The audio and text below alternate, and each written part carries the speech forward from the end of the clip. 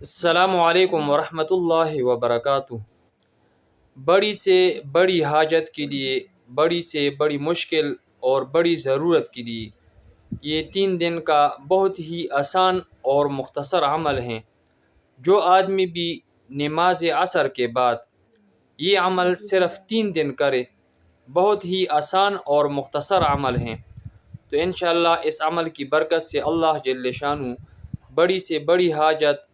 اور جس ضرورت کے لیے بھی، جس مشکل کے لیے، جس حاجت کے لیے آپ یہ عمل کرتے ہیں، انشاءاللہ وہ حاجت اللہ جل شانہ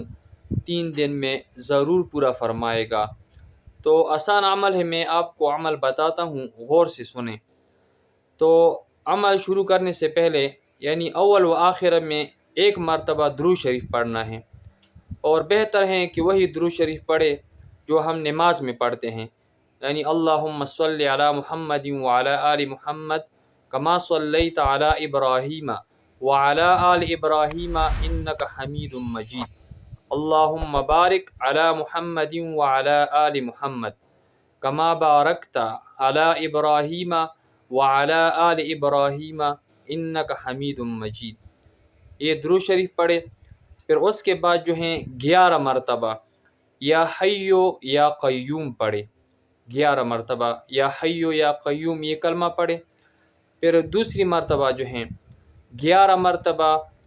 ایاک نعبد و ایاک نستعین، جو سورہ فاتحہ میں یہ آیت ہیں، قرآن کی آیت ہیں چھوٹی سی، ایاک نعبد و ایاک نستعین، یہ آیت 11 مرتبہ پڑھے۔ پھر اس کے بعد جو ہیں 11 مرتبہ یا حیو یا قیوم برحمتک استغیث، یا حیو یا قیوم برحمتک استغیث،